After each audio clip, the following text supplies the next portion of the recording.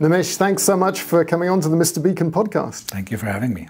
Well, it's a real pleasure because you have more experience in the art and the science of creating successful mobile apps than anyone I've ever come across. And you started before the app stores, the Apple app stores, and the Android app stores. And there's a general conception that Apple and Google started this thing, but we know that's not true. And there were app stores that were driving billions of dollars of revenue payouts to developers. One of the most successful ones, because they had like 60 carriers, including Verizon, was the Brew App Store, and you were the CEO of Ambience. That's correct. And so we're going to talk about Venuetize, because you're the CTO of Venuetize. And the core subject I want to get to is about this art and science of creating apps that embrace both the physical and the digital world. So let's talk about what Venuetize does. Let's talk about what your customers are doing with your product, but also like to just talk about what it takes to be successful creating these apps because of this deep knowledge that you've had. Let's start off with you explaining who Venuetize are and what you do. So Venuetize's mission is how to make people's experience in spaces easier, more personal, and more pleasurable. That sounds good. Yes. And how do you do that?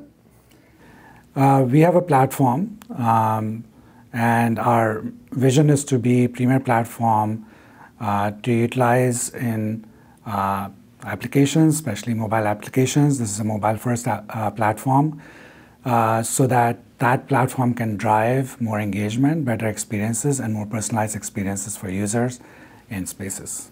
So in the Beacon Technologies book, we describe this as the orchestration layer, because you're taking lots of different inputs and you're trying to make sure that the outputs are relevant to the person. How does what you do differ from the other kind of content management, campaign management, middleware platforms out there? So what you're talking about is who it is that we are targeting, where they are, and what time it is, or what date and time it is.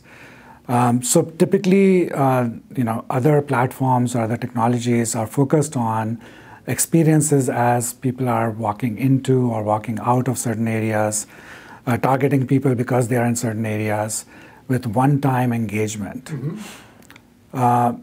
The experience is not just one-time engagement. We feel experience is a holistic way of looking at an application and what the application does. So application can have utilities, it can have content, and it can have engagement as well. Mm-hmm. As you walk in, you might get a notification, for example, in an arena.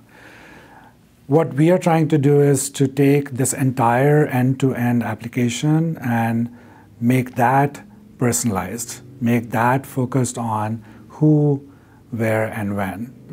Mm-hmm. So every component of utilities that you might want to use in an arena, for example, any type of content that could be targeted to a certain area itself, and any type of engagement that can be done, all are driven through this platform, using who, where, and when.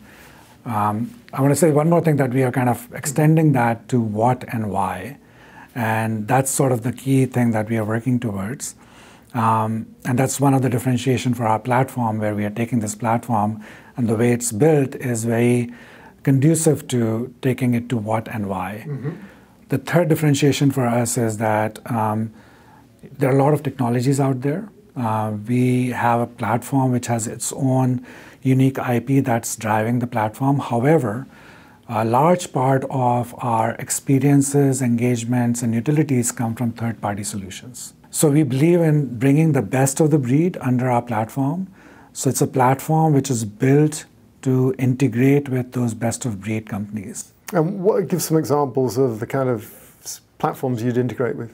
If you look at a large part of our customer base is sports arenas or entertainment arenas. Ticketmaster is one of our close partners, and we integrate Ticketmaster SDK into our platform. But it's not just integrating the SDK. We also sort of do it in a way where it's at the right place and it's sort of in the flow of the customer experience. Mm-hmm. We also work closely with Ticketmaster to do more innovations, being one of the premier partners with Ticketmaster. So first of all, I can see amassing a bunch of integrations with companies like Ticketmaster would give you an advantage for any venue. But how would you use that integration? Are you like upselling better tickets, or or just selling tickets? Part of our another IP that we have, another module that is in our platform is mobile wallet. Mm-hmm. So we believe that commerce is one of the key for any experiences. And by commerce and by wallet, I do not mean just simply paying in-app purchases for in-app purchases by a credit card. Mm-hmm. It could be much more than that. So for example, if you are a season ticket holder, you might get a 10% discount and at the at any of the vendor within the arena or a stadium. Mm-hmm. Because we are integrated with Ticketmaster, as an example, we can use our mobile wallet to provide that 10% discount, knowing that you are a season ticket member. Right. So the platform does not simply provide a module or an experience or a utility by itself. Mm-hmm. Our platform truly puts everything together as a user, how a user flow would be as you're walking into a venue, out of a venue, within the venue. And by venue, I don't mean just a stadium. It could be a entertainment district. One of our customers is District Detroit. Very excited about it because District Detroit is a key feature of Detroit that's making a comeback for Detroit. Mm-hmm. This is a 50-block area, which is sort of an entertainment district with restaurants, certainly new arenas like Little Caesars Arena, but also older theaters like Fox Theater. So the reason why this is a district and this is an entertainment district coming together is because the owners of that district want customers to come and have interesting new experiences across the district. Mm. How do you tie them together? So that's what our platform philosophy is also, that you don't simply have Ticketmaster by itself, you don't have wallet by itself, but you're tying all these things together as to how people would use different types of things within the district, within the arena, within the stadium. So you can actually be part of that ingredient that brings a downtown experience to life. And I know that there's a lot of cities, towns, malls that are trying to figure out how to stay relevant in the world of Amazon. You must have a lot of Absolutely. People that are coming to you with that challenge. So you talked about what and why as being kind of the new things that you're trying to get to. What does what and why mean? Sure, great question. As we are putting these apps out, as our platform has these modules, including engagements and interaction using beacons, there's a lot of data that comes into the platform. There's a lot of data about each individual who might be doing different things. So what is more about, what is the person doing that tells us something about the person? Mm-hmm. So if I'm dwelling in a certain area, maybe you can infer something about my interest. Right. So, just going back to the example of an arena, you're walking in, you're a season ticket holder. I know you're a season ticket holder because of your tickets. When you go in, if you purchase a very specific thing from a specific vendor within the arena or stadium, and you do that again and again, I know that there's a little bit of a pattern of what you're doing. Mm-hmm. Also, what areas are being used within the stadium, what are people using mostly, that's important knowledge for the stadium owners or the district owners where people are spending time. So there's a lot of what that's happening, which is more historical. That ties into sort of a harder question, which is why. And why could be sort of simply things like, I'm interested in Padres in San Diego, and that's why I go to, at least 20 games per year, as an example. So that gives me a sort of a little bit of insight of why I go to the arena. However, there are, as an individual, as people, we do a lot of things in our life which may not be seemingly related, but could be tied together. And those, I would say, that would be more like goals. So sort of a traditional artificial intelligence, which is what we are now looking forward to, tries to define what is your goal. And based on those goals, then you can be provided the right engagement and, again, whatever feedback that you need. So those goals are some things that can be derived from, again, these patterns of what. Can be derived from learning. So the sort of where we are working towards is using machine learning and traditional AI to figure out goals of people, and then based on those goals, we can give the right engagement. So what are some examples of goals that you might want to understand? Is like if I'm pausing in front of a bunch of restaurants, are you then going to infer that my goal is to have a meal, or is it something higher up, Maslow's hierarchy of needs, that you're inferring? Yeah, I think it's not that sort of straightforward that if you're dwelling, in fact, that could be the first learning experience for the engine, saying that, okay, I know that you're dwelling in front of this Thai restaurant all the time, so maybe you like that Thai restaurant. Yeah. But it's possible that you might be dwelling for something else in that area, right?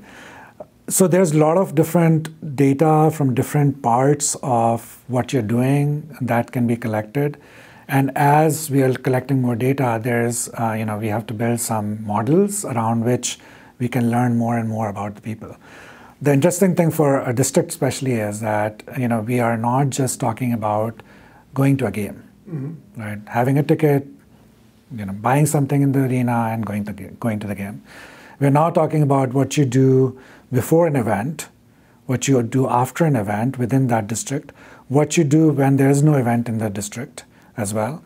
So there's a lot more data points that give us more knowledge about who you are than just simply knowing that you're a season ticket holder. This is incredibly challenging, what you're striving towards. So I'd love to hear kind of how far you've got in this quest. But one of the challenges that occurs to me is just a business one, which is you've got all these different businesses that you're serving. You've got the stadium business, and then you've got these restaurants. They're owned by completely different companies. How do you offer what those different companies need? How do you bring them together so that it's cohesive and effective? So there is natural cohesiveness that is coming together in these entertainment districts. And that's why we think that those are really great customers for us, because the districts are coming together, although they are different businesses, could be tied by certain things. I'll give you an example. One of our customers is this region in Buffalo. There are multiple stadiums within this region where Buffalo Bills play, where Sabres play, and then there are, of course, hotels and restaurants. The ownership of these main venues, they have launched a program called My One Buffalo. So it's a loyalty program which ties these different things together. So that's one way of kind of looking at something like a district where there could be a loyalty program, or there could be sort of different businesses coming together in terms of commerce. They might be accepting same kind of cash cards, for example. So those are the ways that these districts are important. The other thing is, of course, many of these districts are driven by certain owners. So they want these districts to be popular. They want a lot of people to come to the districts to have unique experiences. We sort of bring that digital part of that experience through our platform in these districts to enable those businesses. The challenge, of course, is that there is a lot of businesses, but there are certain things that can tie these businesses together, especially on the commerce side and perhaps on the experience side, especially one ownership or one ownership within the district. So one of the other challenges that occurs to me is if you're really getting into this friction-free, enhanced experience, that implies point-of-sale integrations. Are you having to deal with integrating with multiple point of sales? Because that's really hard. It is hard. And we do a lot of point-of-sale integrations. We also constantly strive for new types of technologies which could potentially help in that area. So one interesting technology that we used in a mall that we did, this is a West Edmonton Mall in Canada, one of the largest malls in North America. So their app is built on our platform. We built their app. And there's a company called Ziploop, which has a unique way of scanning receipts and being able to tie that to any action. No matter where you're making the purchases. So in West Edmonton Mall, the rewards, for example, are tied to scanning your receipts. So there's ways of bringing commerce together. That's one example, without having to just do POS integrations. Right. But we see this as a big sort of area. The mobile wallet as a module for us is very important, and we think of it as an Uber wallet. So you can potentially use this to, like I said, get a discount as a season ticket holder. You can use it for credit cards. You can even use Apple Wallet within this wallet. I was going to ask you, aren't you competing with them? But it sounds like you're integrating. We are. In fact, we are integrating with a lot of different sort of unique wallets which are coming up in the market because we want the user to have a choice of doing anything that they want to in the district, but tied to a lot of things that are sort of important within the district. So this gives us a way of tying that 10% discount that I talked about to any one of these wallets, because we are then providing that transaction via our platform through that wallet. So if I'm a restaurant owner in this district, do I get my own dashboard to see what's been going on in the app? You can. So we are a multi-tenant platform. Okay. And our tools are also multi-tenant. So based on how the participation is, if there are multiple businesses participating within an app, absolutely, we can provide a dashboard which is customized based on what is needed for that particular business. And given the name of this podcast, I've got to ask you about the technologies that you're using. This is right in this area that we love, which is digital and physical coming together. A lot of what you described, I keep on thinking about what Amazon does in terms of understanding people's intent and trying to make the process friction-free and so forth. And so that uses one set of technologies. What are the technologies that you use? You've mentioned beacons. Any other? How do you use beacons, and what other technologies do you use that are relevant? So as you know, beacons are mostly used for either sort of a virtual fence, like a geofence, and also used for location. So we use both. So we use beacons for engagement purposes. So basically knowing if someone has entered an area versus an exited an area. So it could be, of course, a geofence based on GPS. It could be a virtual fence based on beacons or a set of beacons and places. And then we use beacons also for triangulating, or we have other methodologies of figuring out the position within a venue. We are working with also companies like Apple and using also whatever Apple is providing to get a better sense of location as well. So again, we try to kind of leverage the best of the technologies to bring these type of functionalities in our platform. So beacons are used mainly for those two purposes. But the difference that, and we are using, of course, Wi-Fi signals and other signals as well for similar type of things. The main difference, like I said, in our platform is that entire application that's built on our platform, every part of that application, is configured and can be changed according to where you are. So we give, in fact, that as a tool.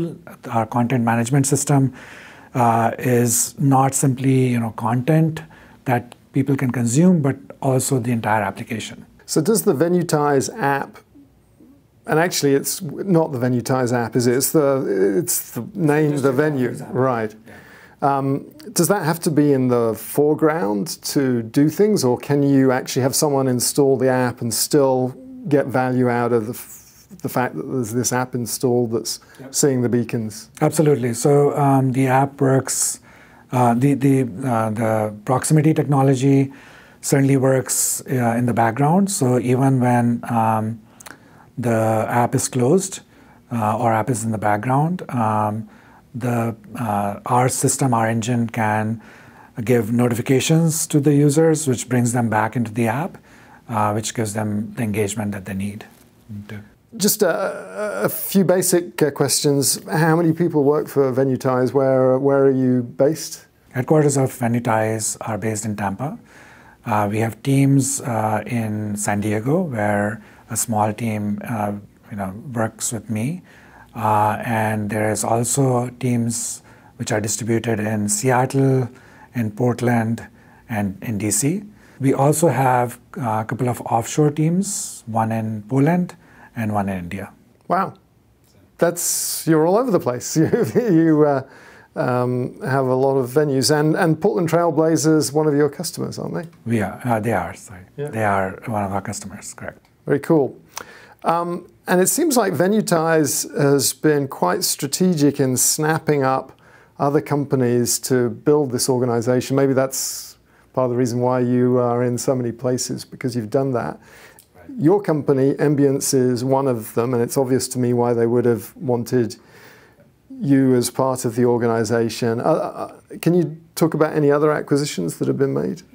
Sure, and part of the strategy is to grow by acquisition, especially in areas of technology and some of the key areas that we want to grow in. So one of the acquisitions that we did earlier this year was a company called Prepared Response, PRI, because part of what we think in Venue, especially in the area of utility and engagement, is going beyond sort of entertainment experience, but going to security and safety.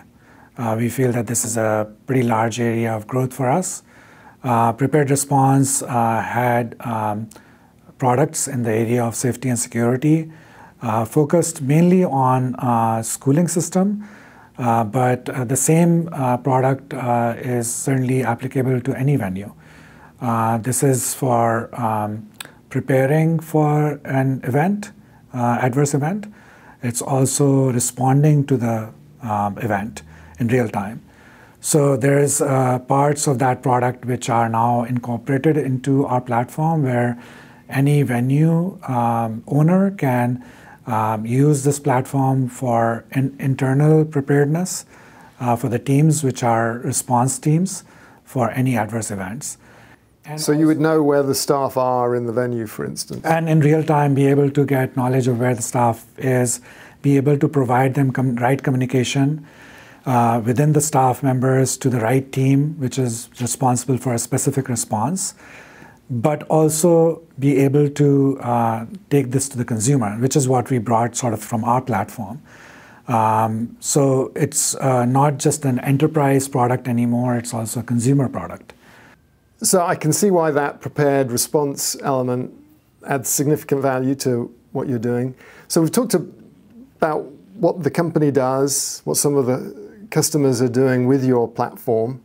I'd be interested in just wrapping up with a few thoughts from you on how this space is evolving, and also we should talk about what traction you're getting as well. So how are things going? Because it's what you're doing is very ambitious, and can you give us some info about what the adoption's been like of the platform by venues, and also what you're seeing in terms of people using the app? Because it's one thing having a great app, it's another thing getting people to use the great app. Sure. So I can't give you specific numbers, but in general, the adoption has been very good. What's interesting is that especially in sports venues, the trend is to move more and more things to digital. We've seen that in tickets.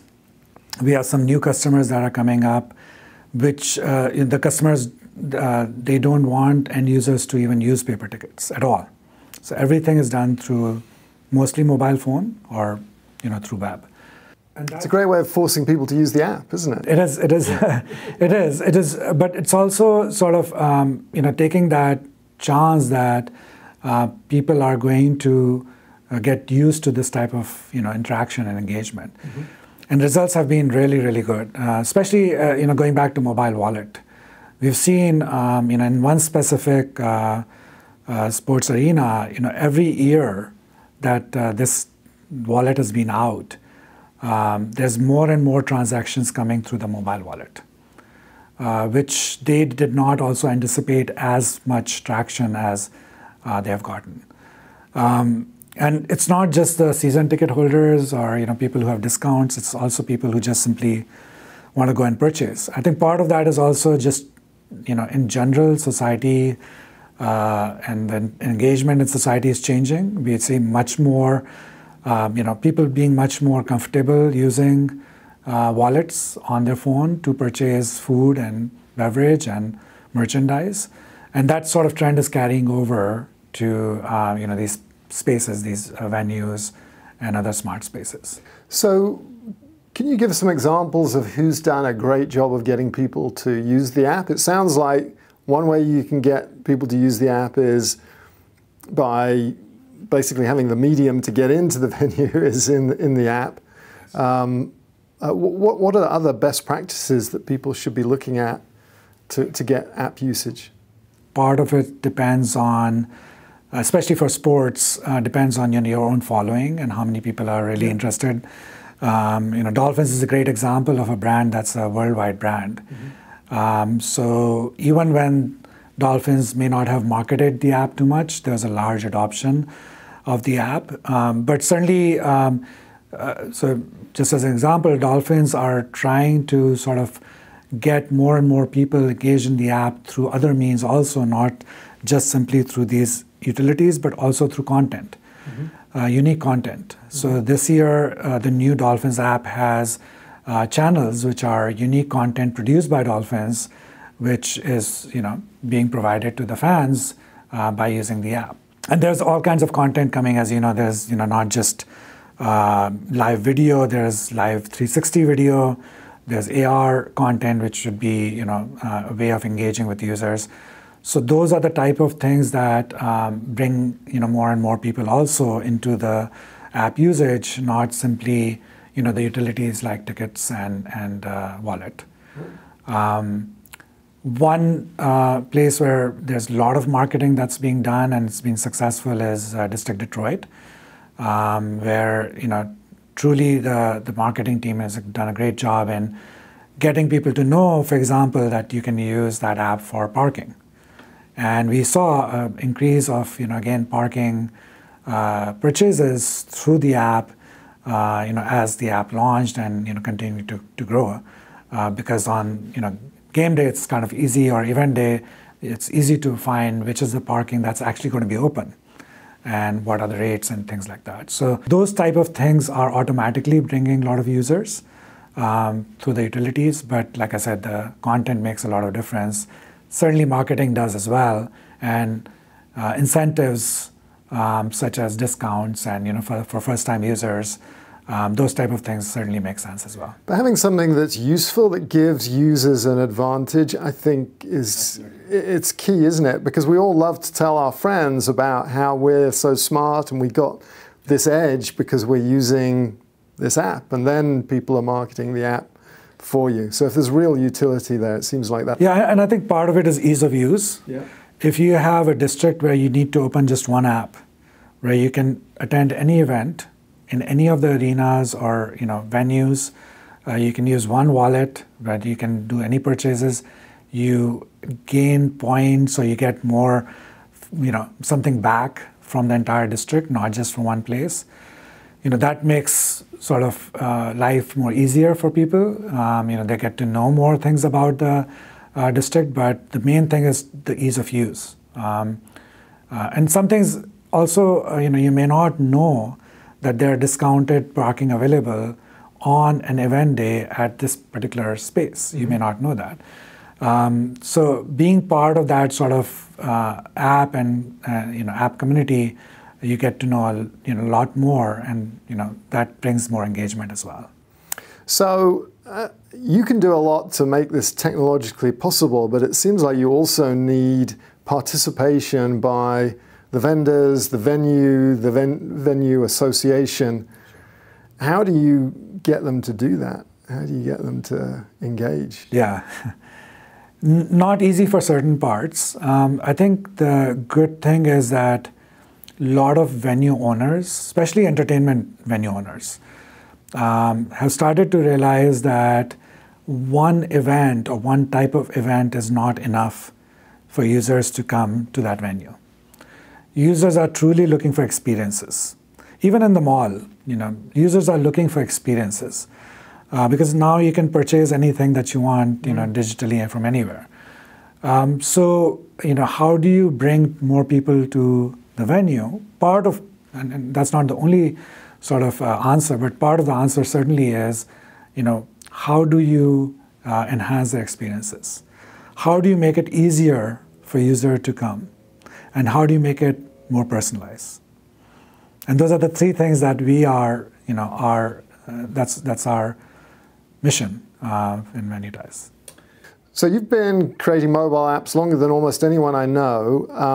What's changed from the early days of Java and Brew apps to what we're doing now? And what are some of the lessons that you've learned on the way? Certainly, it's much easier to build an app today than it was in Brew days. Mm-hmm. Brew days were great for us because we were focused on that specific technology to be able to build apps and monetize them.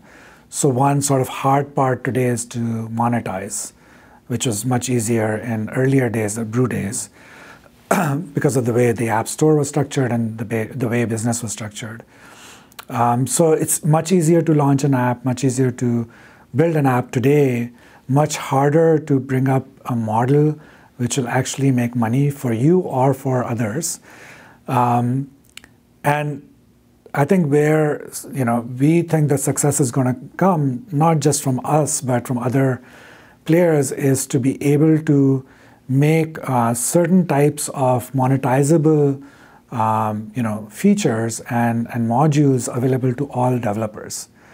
I think that's sort of an interesting and important thing to look at in future. And that's where we think that things are going to go. All right. Nimish, this has been fascinating. Thanks so much for coming along. Thank you so much, Steve.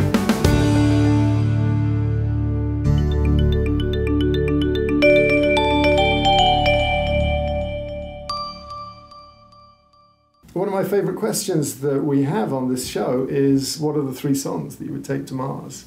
And that's a very hard question, I think. It's probably the hardest question for anyone. Yeah.